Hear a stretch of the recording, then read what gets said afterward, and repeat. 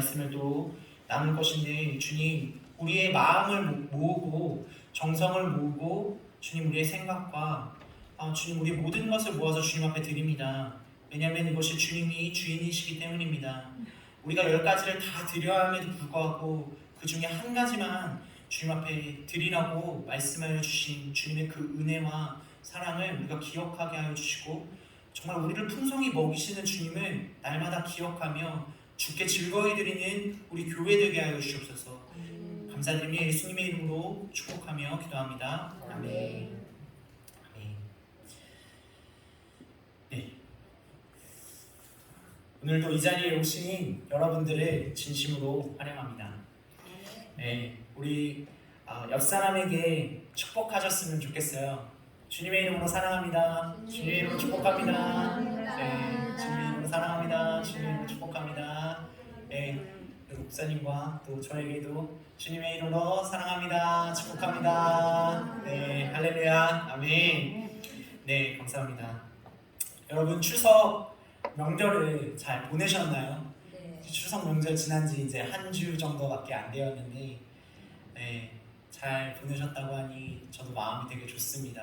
오랜만에 가족들과 얼굴을 마주하고 한 해 동안 행한 일들에 대해서 나누시기도 하시고, 또 앞으로의 일들에 대해서 나누시기도 하시고, 그냥 밥만 먹는 것만으로도 또 좋으셨을 것 같습니다.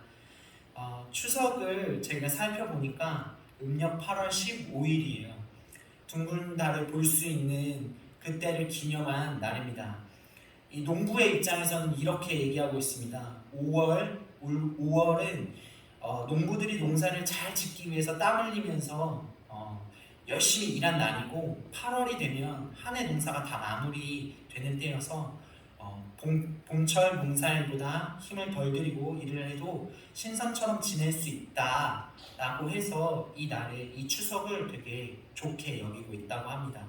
그래서 이런 말도 있다고 해요.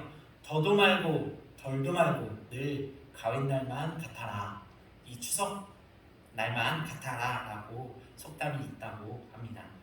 이렇게 아름다운 명절 추석을 기리는 만큼 하나님의 말씀을 믿고 따라가는 우리 성도로서 우리도 이 추석이 오면 기억해야 될 날들이 있습니다. 성경에 가을절기라고 하는 날들인데요. 성경력으로 보면 이제 곧 티슈리 월이라는 월로 들어가게 됩니다. 그래서 이 3가지 날들이 있는데요. 나팔절, 새 날이 오면 이스라엘 백성들은 나팔을 붑니다. 새 날이 오면 이스라엘 백성들이 나팔을 불어요. 그리고 대속제일, 용키푸르라고 하는 대속제일, 대제사장이 백성들을 위해서, 나라를 위해서, 죄를 위해서 대표로서 이렇게 기도하고, 그리고 초막절에 들어가게 되는데, 초막절은 이스라엘 백성이 출애굽할 때 광야에서 초막을 짓고, 초가집이라고 하면 조금 그렇고요. 요즘에 젊은 사람들은 텐트를 많이 가지고 밖에 나가서 야외 활동을 많이 하는데, 그런 텐트라고 생각을 해주시면 될 것 같아요. 그래서 이것을 장막절이라고도 하기도 하고, 말 그대로 텐트인 장막절이라고 하기도 하고요. 추수를 하고 저장을 한다라고 해서 수장절이라고도 불리고 있습니다. 네, 이렇게 우리는 추석이 오면 가을절기 이 3가지를 기억하시면 되세요. 나팔절, 대속제일, 초막절, 3가지를 기억하시면 됩니다. 한번 따라해 보실까요? 나팔절, 네, 대속제일, 초막절. 네, 이렇게 가을절기를 기억하시면 되세요. 이제 성경력으로 5782년을 저희가 살아가고 있는데요. 이게 한 주 정도밖에 안 남았습니다. 그래서 다음 주로 들어가면 새해인 5783년으로 들어가게 돼요. 그래서 이것은 또 저희가 종교력이라는 것이 좀 생소할 수도 있고, 아니 우리는 2023년을 살아가고 있는데 무슨 종교력이냐라고 할 수 있는데요. 이 종교력은 아까 말씀드렸던 이 가을절기를 예수님도 지키셨고 사도들도 지켰고요. 믿는 자들이라면 하나님의 말씀에 의거하여서 같이 지켜야 되는 날들이기 때문에 한번 기억해 주셨으면 좋겠습니다. 그래서 오늘은 약속의 땅에 들어가서 지켜야 할 두 가지를 나눠보려고 합니다. 첫 번째는 제가 추석을 얘기하면서 절기를 말씀을 드렸고요. 두 번째는 11조에 관한 열매에 대해서 같이 나눠보려고 합니다. 기대되시나요? 네. 11조라고 해서 약간 부담되시나요? 네. 하지만 이 11조 가운데는 여러분들이 받을 수 있는 축복이 숨겨져 있습니다. 네, 같이 함께 가보도록 하겠습니다. 약속의 땅에 들어가서 행해야 할 두 가지입니다. 첫 번째는 신명기 26장 1절에서 4절을 제가 읽어보도록 하겠습니다.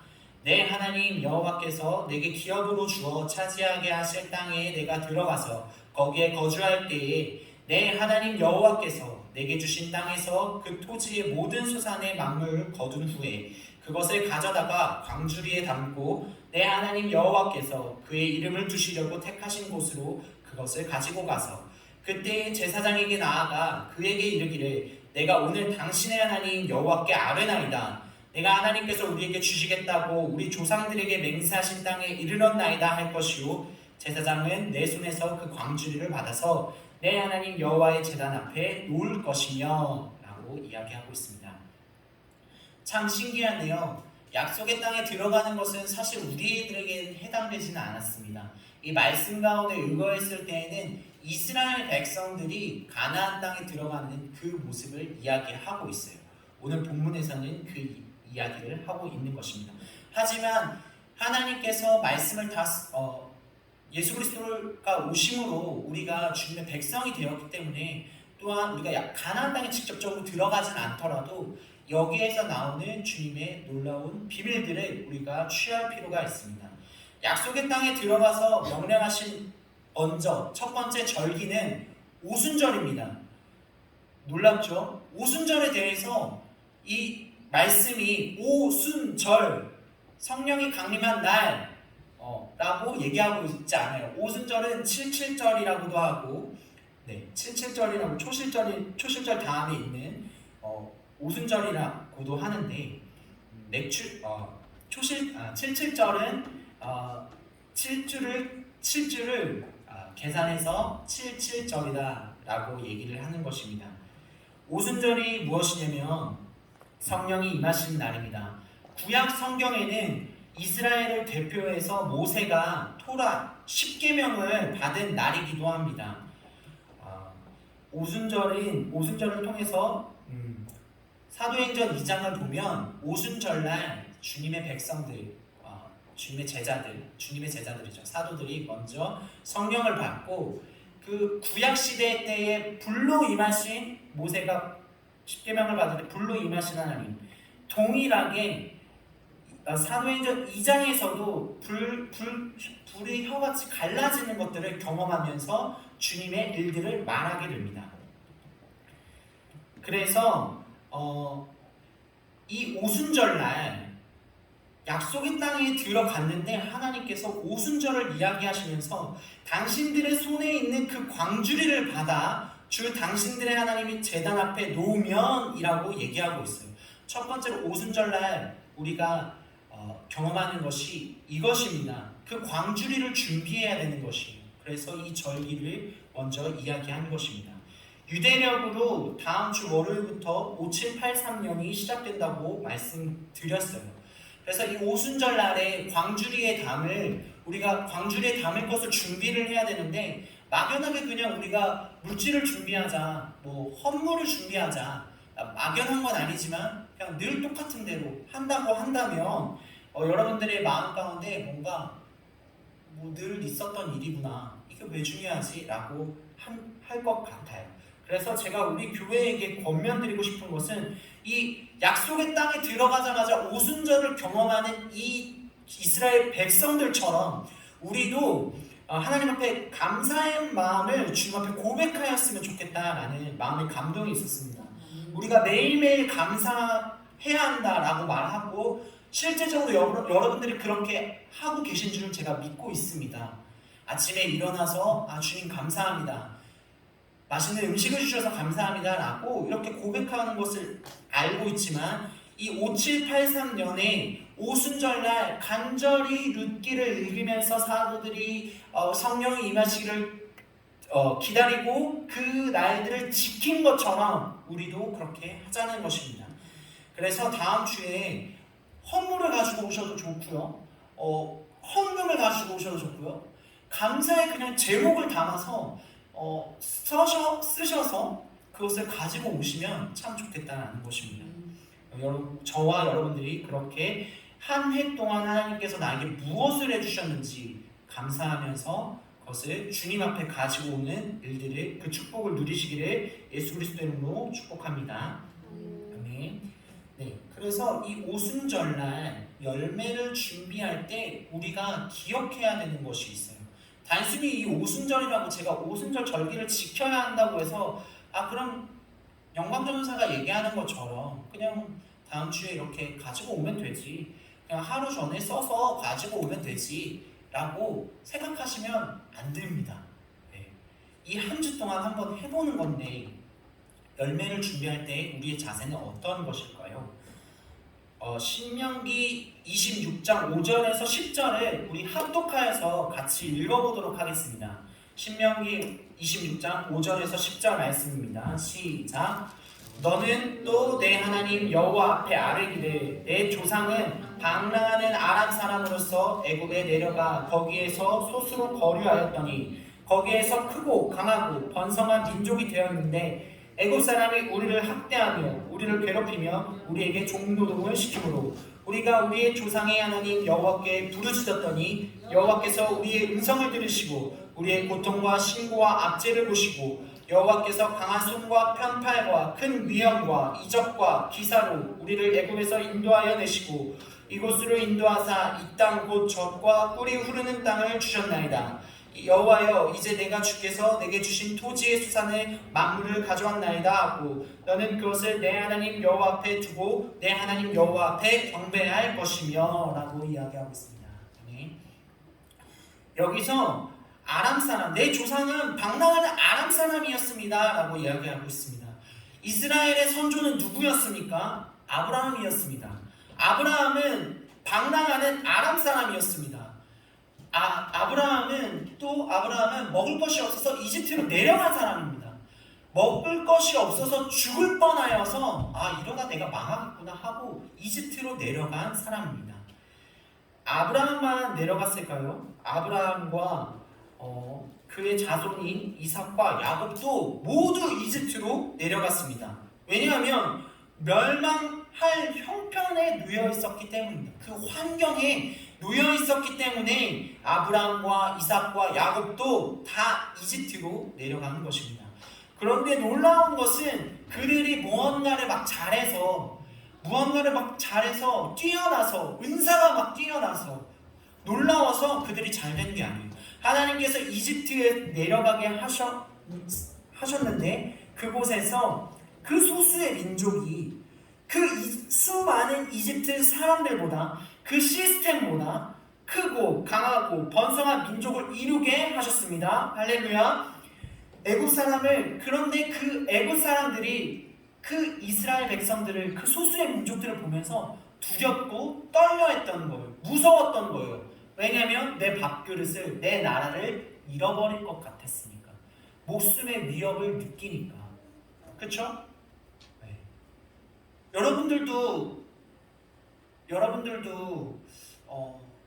뭔가 나이가 적은 사람이거나 여러분들이 하고 계신 그 일들 가운데서 정말 많은 일들을 이루셔서 높은 곳에 이루셨는데 갑자기 그 밑에 있는 사람이 아무것도 모르고 이렇게 해야 돼요, 저렇게 해야 돼요 라고 아무런 설명 없이 그렇게 뭔가 도전한다면 여러분들의 마음 가운데도 뭔가 분이라고 하면 좀 그렇지만 어쨌든 그런 경계심이 생기고 예의 없다라는 마음이 생길 수도 있고 그러시잖아요. 당연한 부분입니다.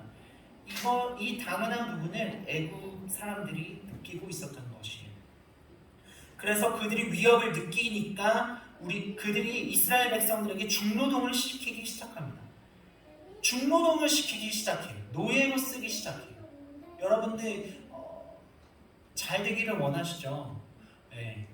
잘 되기를 원하시는데 누군가의 밑에 있으면은 사실은 어느 정도까지는 올라갈 수 있어요.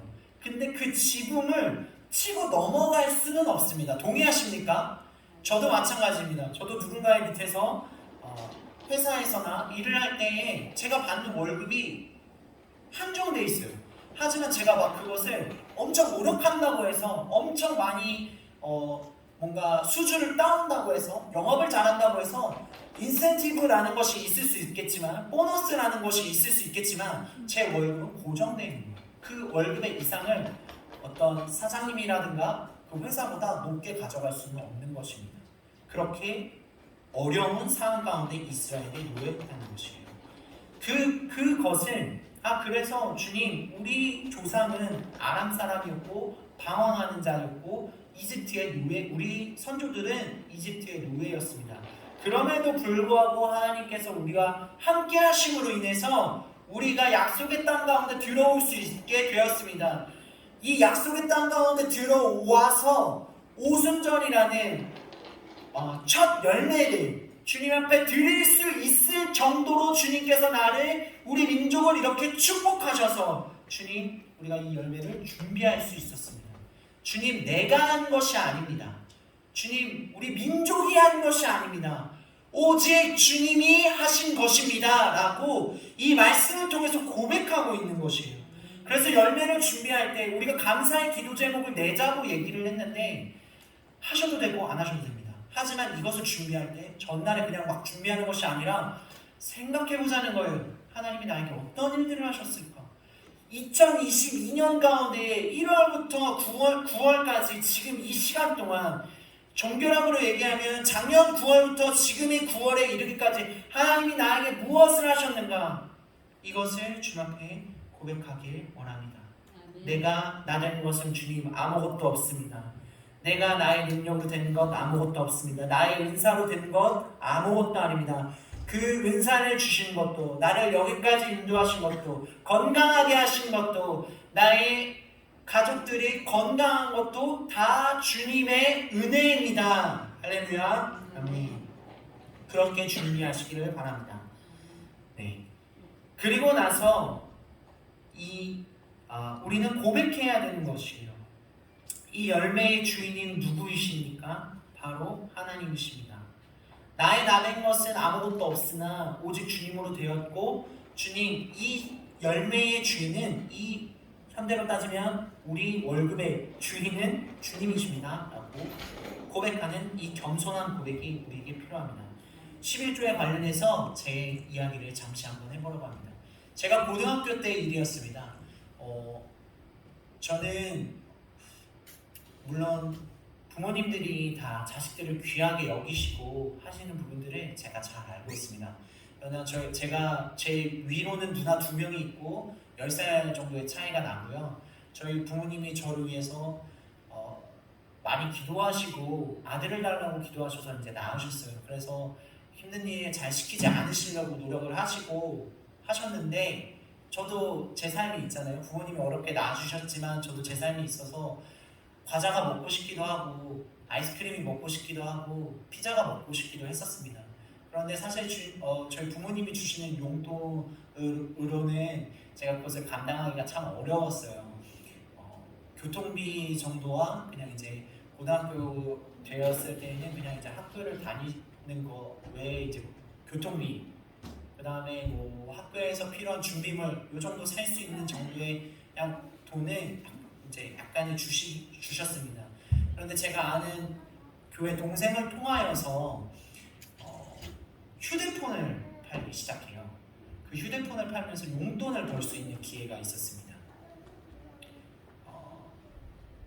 휴대폰을 그냥 이제 불법적으로 산 건 아니고요.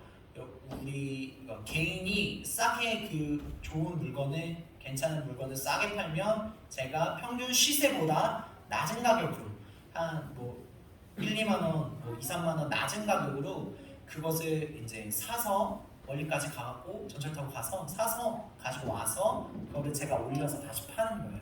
그러면 제 안에 뭐 한 2만 원이든 3만 원이든 정도의 작은 돈들이, 작지만 또 큰 돈이, 그 당시에 저에게 컸습니다. 큰 돈이 남습니다.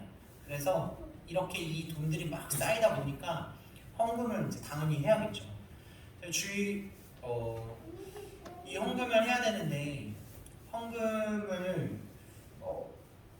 우리가 이제 예배 시간이 많잖아요. 학생이면 이제 학생 예배 시간대가 있고 또 어른들은 이제 본 교회 이제 예배 주일 예배 때 본 예배 때 시간이 있습니다. 그때 이제 헌금을 드리는데 제가 그 본 예배 때 헌금은 뭔가 드리기 싫고 뭔가 고등학교 때 그러니까 고등부에 이제 더 드려야겠다. 죄송합니다. 제가 이제 대학생 때 얘기인 것 같습니다. 예, 고등부에 드려야겠다 하고 본 예배 때 드리지 않고 고등부 예배 때 드렸어요. 그 11조를 막 모아서 이제 한 단위가 좀 커졌습니다. 한 10만 원 정도 그 단위의 이제 돈을 헌금을 이제 고등부에 했어요. 제가 그렇게 한 이유가 있었습니다. 왜냐하면 우리 학생들이 잘 되기를 제가 바라는 마음이 있었어요. 근데 제가 몰랐던 것이 있습니다. 고등부에서 드리든 유치부에서 드리든 유아부에서 드리든 그 헌금은 모아져서 교회의 재정에 일단은 보고가 되어줘야 되는 거예요. 그리고 다시 이게 각자에게 맞게끔 다시 이제 배분되는 것이 있었는데 제가 그것을 잘 모르고 그냥 제 마음에 제 감정대로 그냥 어른들은 돈을 많이 본 예배 때 내니까 우리 고등부는 쪼달리니까 고등부에 내야겠다 이렇게 해서 제가 고등부에 내게 됐습니다. 제가 이것을 경험하면서 깨달은 것이 있었는데요. 내가 너무 내 생각대로 헌금을 드렸다라는 것을 깨닫게 되었습니다. 첫 번째는 교회의 시스템을 잘 알지 못했다. 왜냐하면 우리가 다 같이 주님 앞에 드리는 것인데 주일 어른 예배 드리든 고등부 예배 드리든 중등부 예배 드리든 하나로 모아지는 것인데 첫 번째 그것을 몰랐고요. 두 번째는 내가 잘 나간다고 생각했어요. 너무 교만했습니다. 내가 고작 그 작지만 큰 돈인 2, 3만 원들을 모아가지고 우리 고등부에 드리면 우리 고등부가 뭔가 물질적으로 재정적으로 막 다 채워지고 그 재정적으로 채워지면 애들이 간식을 많이 먹고 또 좋은 교재를 사고 좋은 프로그램 뭐 좋은 악기 뭐 이런 것들을 통해서 뭔가 고등부가 뭐 완전히 막 부흥될 줄 알았어요. 근데 그게 아니었습니다. 단순히 물질을 낸다고 해서 그렇게 되는 것이 아니었어요. 그리고 마음이 불편했습니다. 그렇게 내니까요 마음이 찝찝하고 불편해가지고 제가 견딜 수가 없었습니다. 신명기 11장, 신명기 26장 11절, 12절에 보면 내 하나님 여호와께서 너와 내 집에 주신 모든 복으로 말미암아 너는 레위인과 너희 가운데 거류하는 객과 함께 즐거워할지니라. 셋째 해 곧 11조를 드리는 해에 내 모든 소산의 11조 내기를 마친 후에 그것을 레위인과 객과 고아와 과부에게 주어 내 성읍 안에서 먹고 배부르게 하라 라고 말씀하고 계세요. 이 말씀 가운데 이 말씀을 11조를 이제 내야 되는데 제가 그렇게 제 교만한 마음들을 얘기해 드렸습니다. 11조는 그렇게 내는 것이 아니에요. 하나님께서 주신 모든 복, 너와 내 집에 주신 모든 복을 인정하고 하나님께서 나의 공급자 되십니다 라는 것을 인정하고 드리는 것이 중요합니다.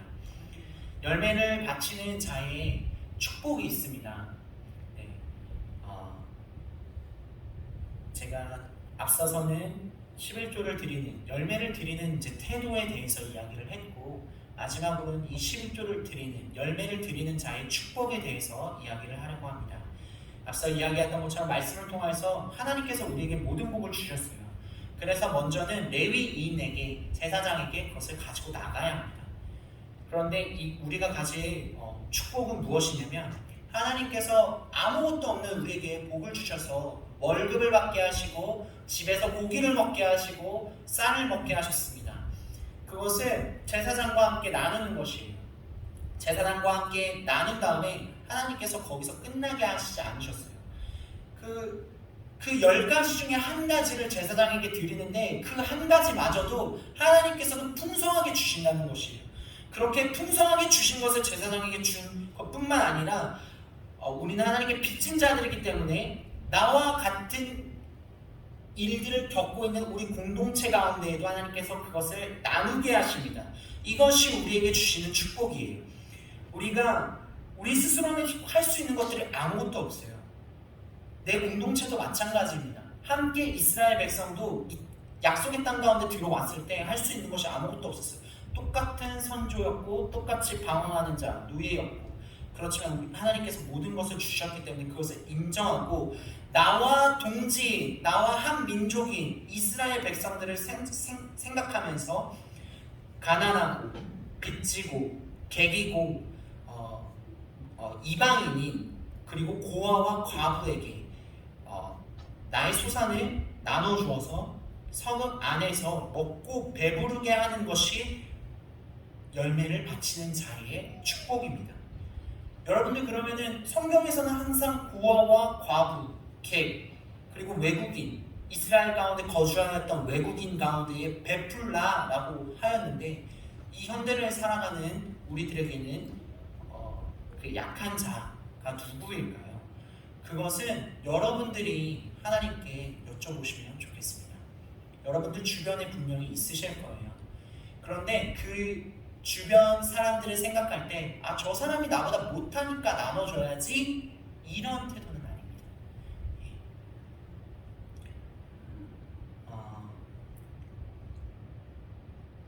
하나님의 마음의 눈으로 하나님 나도 아무것도 없는 자인데 주님께서 축복하셨습니다. 주님이 나 이렇게 사랑해 주셨습니다. 그런데 하나님이 사랑하시는 이 백성, 나의 이웃, 내가 생각하는 이 사람, 하나님 이 사람에 대해서 주님은 어떻게 생각하시죠? 주님은 어떻게 하시기를 원하시죠? 라고 물어보시면서 단순히 그냥 약한 자야 라고 지정해버리는 것이 아니라, 생각으로 세팅해버리는 것이 아니라 하나님 어떻게 하기를 원하세요? 주님이 해주시는 대로 제가 하기를 원해요. 포도 한 송이를 주기를 원하세요? 아니면 이분에게는 사과 2쪽을 드릴까요? 아니면 이분에게는 헌물을 할까요? 헌금을 할까요? 라는 여러분들에게 하나님께 물어보시기를 바랍니다. 너무 어려우시면요, 그것을 교회에게 맡겨주시면 되세요. 꼭 헌금을 내라는 얘기가 아닙니다. 이 약속의 땅 가운데 들어온 이스라엘 백성들처럼 사실은 이스라엘 백성들이 농경사회에 있었기 때문에 그들을 바구니에 담아서 그들의 열매를 갖다 드린 거예요. 저희는 지금 월급이라는 것을 받고 있고 우리가 노동한 대가를 물질로 받고 있죠. 그래서 물질을 기본적으로 얘기하는 것이지만 성령 하나님 앞에 물어보면 이 고아와 객과 과부를 위하여서, 가난한 자를 위하여서, 약한 자를 위하여서 무엇을 준비해야 할지 깨닫게 해주실 것이에요. 할렐루야. 네. 그렇게 준비하시길 그리스도로 축복합니다. 네. 5783년에 대해서 제가 준비하라 라고 말씀을 드리면서 감사의 열매를, 감사의 제목을 준비하자 라고 말씀을 드렸어요. 5783년의 중요한 부분 하나가 성령님이세요. 우리가 절기를 기억할 때 절기를 왜 해야 되지? 성경의 말씀이니까, 이스라엘의 우리가 성도이니까 하자라고 제가 말씀은 드렸지만, 절기를 기억할 때, 추석을 우리가 지날 때 좋은 점 3가지가 있어요. 절기를 기억할 때 좋은 점 3가지가 있어요. 첫 번째 일은 1년 동안 우리가 1년 동안의 일들을 되돌아보는 것이 첫 번째 좋은 것이에요. 두 번째는 현재의 감사입니다. 우리가 건강하게, 태풍 흰남노가 왔음에도 불구하고 이렇게 건강하게 얼굴을 볼 수 있구나 하는 감사입니다. 세 번째는 하나님이 행하신 일들에 대해서 미리 준비하는 것이에요. 우리가 절기를 지키는 것은 이렇게 중요한 3가지가 있습니다. 그렇죠? 여러분들의 생일이 중요하시죠? 여러분들의 생일 가운데 생일 케이크 좀 안 올라오면 조금 불편하지 않으신가요? 속상하지 않으신가요? 적어도 선물을 바라지 않아도 생일 케이크는 뭔가 있어야 되는 그 우리들의 마음처럼 하나님도 이 절기를 통해서 행하시는 것이 있습니다. 그래서 이 5783은요, 성령님이 굉장히 중요한데, 성령님을 통하여서 이 오늘의 말씀처럼 열매를 주님 어떻게 준비해야 합니까? 복을 받았다고 했는데, 이스라엘 백성들은 약속의 땅에 들어가서 복을 받았다고 하였는데, 주님 나도 복을 받은 자 아닙니까? 나도 아브라함의 자손이지 않습니까? 무엇을 어떻게 이 5783년 가운데에 내가 준비를 해야 합니까? 그리고 성령 하나님과 동행하면서 이 5783년은 5784년과 연관이 되어 있는데 5784는 그와 우리가 가진 것을 또 나눠야 되는 때인 거예요. 그만큼 잘 준비해야 되는 때인 거죠. 그래서 여러분들이 하나님 내가 어떻게 잘 준비해야 되는지 감사하게 하시고 감사의 제목들을 또 배가시키는 주님의 은혜가 있게 하여 주시옵소서라고 고백 드리시면서 나아가셨으면 좋겠습니다. 배가시키시는 주님의 은혜는 마지막으로 이것만 말씀드리고 마무리하려고 합니다. 예수님께서 5,000명을 먹이셨어요. 5,000명을 먹이셨는데 제자들의 생각은 사실 불가능했습니다. 한 사람을 먹이기에도 우리나라 돈으로 따지면 예를 들어서 한 사람을 먹을 때 10,000원이 필요하다. 5,000명은 벌써 5,000만 원이에요. 저도 불가능하다고 생각합니다. 당장에 광장 같은 데 우리가 나와 있는데 5,000만 원을 당장 어디서 구해요? 그런데 주님은 가능하다고 보셨습니다. 한 어린아이가 자기가 가지고 있었던 음식을 제자 앞에 갖고 나와요. 그 제자가 다시 예수님께 그 음식을 드립니다. 그리고 주님께서 기도하세요. 하나님 앞에 기도하세요. 축복하세요. 그 음식. 그리고 떼었을 때 그 5,000명, 남자 5,000명 외에 수많은 사람들이 먹고도 남을 만큼 넘친 은혜가 있었습니다. 풍성한 은혜가 있었습니다. 여러분들 불가능하다고 생각하실 때 두렵고 이것을 어떻게 해야 되지? 라고 생각하실 때 예수님이 5,000명을 먹이신 이 사건을 기억하시면서 열매를 우리가 잘 준비하면서 나아가셨으면 좋겠습니다. 다음 주에 우리가 감사의 기도의 제목을 드리는 것은 하나님 앞에 우리의 행동, 주님 내가 이렇게 하겠습니다 라는 행동입니다. 그것에 대한 열매를 얻으시기를 예수 그리스도의 이름으로 축복합니다. 네. 잠시 기도하겠습니다. 아빠 하나님 감사합니다. 주님 이스라엘 백성들이 약속의 땅 가운데 들어왔을 때 오순절을 기억하게 하시고 성령의 충만함을 받을 뿐만 아니라 주님 그것을 나눌 수 있는 은혜를 허락하여 주셔서 주님 감사합니다. 하나님 우리가 우리의 된 것은 아무것도 없습니다. 오직 주님이 우리를 축복하시고 전략을 주시고 주님 그것을 제사장에게 가지고 가게 하시며 주님 그것을 고아와 객과 과부 약한 자들에게 먹이게 하시면서 즐거움을 누리게 하시는 그 주님의 은혜를 주님 저희 또한 누리기를 원합니다. 저희가 실질적으로 가나안 땅을 가는 것은 아니지만 주님 다시 오실 주님의 이 약속의 여정 가운데에서 주님 우리가 배고프고 힘든 자의 모습을 취하지 아니하고 주님이 주시는 말씀을 통하여서 복을 얻고 주님께 감사함으로 주님 이 기쁨을 나누는 우리 모든 성도님들 될 수 있도록 주님 축복하여 주시옵소서. 절기를 통하여서 주님이 행하신 일들을 또 앞으로 행하실 일들을 기억하며 나아가게 하시고 주님 11조를 드림에 있어서도 주님 우리가 10가지를 다 드리는 것이 아니라 한 가지만 드리게 하셔서 그 한 가지를 통하여서 또 풍성하게 나누시는 그 주님의 은혜를 그 축복된 자의 권리를 우리가 취하며 나아갈 수 있도록 주님 축복하여 주시옵소서. 감사드립니다. 예수 그리스도의 이름으로 송축하며 기도합니다. 아멘.